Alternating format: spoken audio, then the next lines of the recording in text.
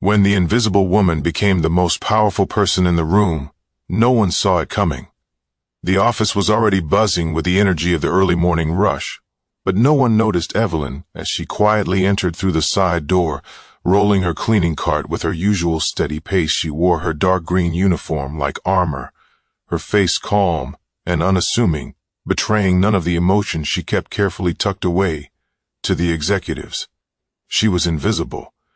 Just the cleaning lady, the person who wiped their desks, emptied their trash cans, and occasionally exchanged polite nods with the few who acknowledged her existence. It had been like this for years at Hawthorne and Beck, a thriving corporation in the heart of Dallas, Texas. Evelyn, now in her mid-50s, had grown used to the routine and the dismissive looks. She overheard the jokes they made when they thought she wasn't listening, the way her presence was treated as an inconvenience. Check, not even doing anything right now. Someone had muttered just last week as she quietly waited for them to finish their meeting so she could clean the conference room. But Evelyn didn't react. She never did. She kept her head down, her hands steady as she worked. She knew better than to give them the satisfaction of a reaction. What they didn't know, what no one in that office knew, was that Evelyn had a secret. A secret so powerful it could turn the entire building on its head. But Evelyn wasn't impulsive. She believed in patience, in watching and waiting today. However, as she made her way down the brightly lit hallways, her calm demeanor hid the fact that she was nearing her breaking point. The morning unfolded. As usual, Evelyn polished the glass doors to perfection, vacuumed the thick carpet in the lobby, and organized the cluttered desks of those who never thought twice about leaving piles of paperwork behind. She worked diligently even as conversations about big deals and promotions floated through the air. One conversation, though, caught her attention. She wasn't trying to eavesdrop. It wasn't her nature, but the voices were loud and impossible to ignore. The shareholders' meeting is next week. One executive said. His tone was smug, bordering on arrogant. And we've got nothing to worry about. The board loves the numbers, and the CEO is untouchable. No one in their right mind would challenge him. Evelyn paused for just a moment, gripping the handle of her cart tighter. She knew what they didn't. They had no idea how wrong they were. But Evelyn didn't let her thoughts linger for long. There was still work to do, and she had to be ready for what was coming.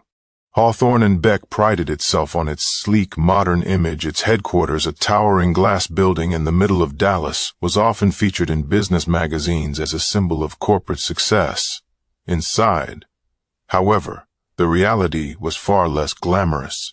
The culture was ruthless, and the higher you climbed, the less you seemed to care about anyone below you. Evelyn had spent nearly a decade in those hallways, quietly observing. She saw the promotions handed out to the loudest voices, not the most qualified workers. She saw the whispered deals behind closed doors, the way people covered up mistakes by pinning blame on those with no power to defend themselves. And then there was the CEO in Greaves, a man who exuded authority and arrogance in equal measure. Allen was the kind of leader who commanded respect through fear. His voice boomed in meetings, his sharp comments silencing even the boldest executives to him. Success was all that mattered, and people were tools to be used. EVN often heard his sarcastic remarks about employees who didn't fit the image. She still hear Evelyn had once overheard Allen say about one of the older secretaries, "Why haven't we retired her yet? It's not like she's adding value." It wasn't just the comments. The company was rife with unethical practices that were swept under the rug. Bonuses were quietly cut for the lower-level staff even as the leadership team celebrated record-breaking profits. Evelyn heard about inflated expense reports, shady client dealings, and even the quiet firing of a whistleblower who dared to speak up. The cleaning staff, Evelyn included, bore the brunt of the culture. She'd seen her co-workers brought to tears after being scolded for leaving a speck of dust behind. She'd seen their paychecks stagnate, even as the workload increased. And of course there was the constant dismissal of their humanity, the way people avoided eye contact, spoke down to them, or treated them as if they were part of the furniture. One incident still burned in Evie's memory. A young intern had accidentally spilled coffee on the marble floor near Allen's office.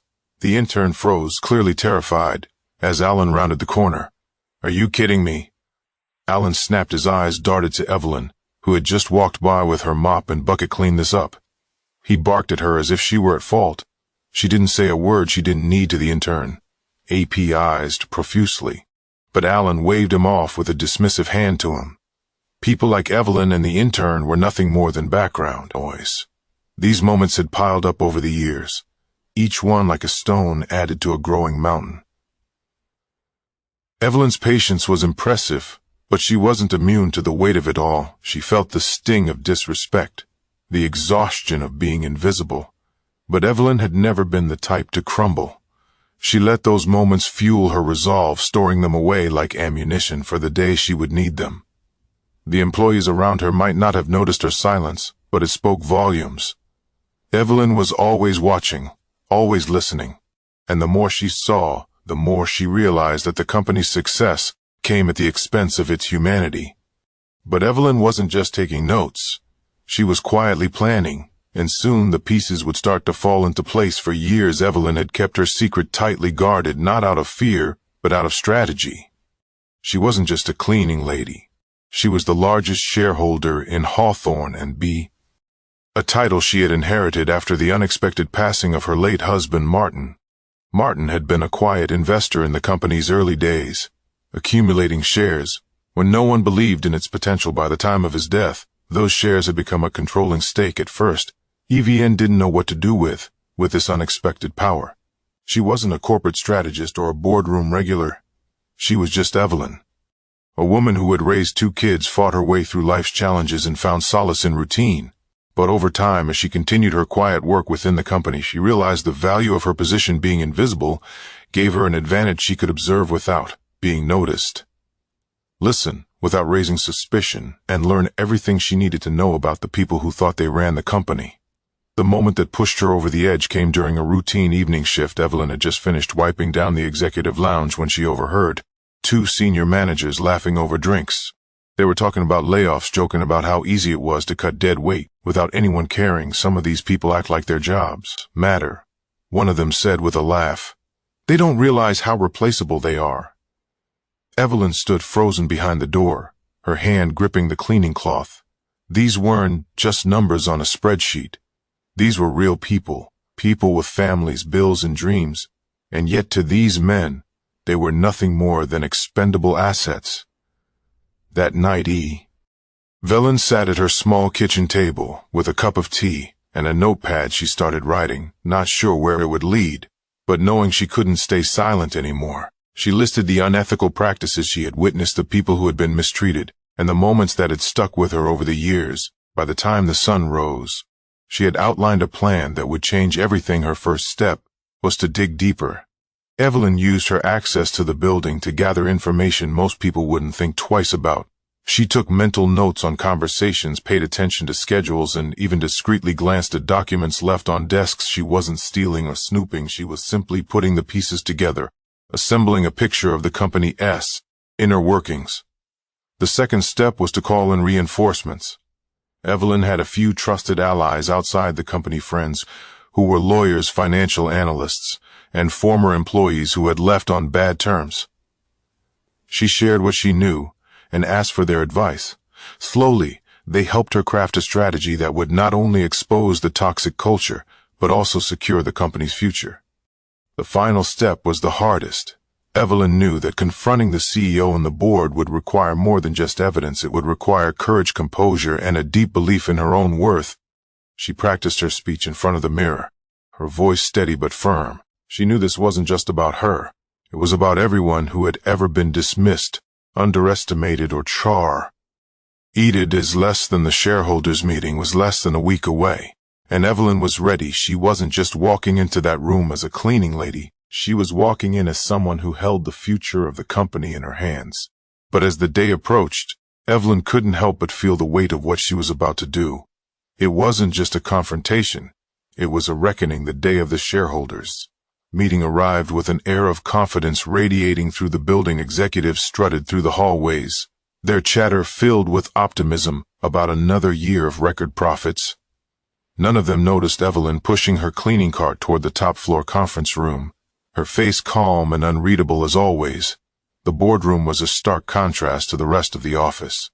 Its long, polished table gleamed under soft lighting, and the floor-to-ceiling windows offered a view of the Dallas skyline. Around the table sat the company's most powerful figures, including Alan Greaves at the head, his posture commanding, his smirk exuding arrogance.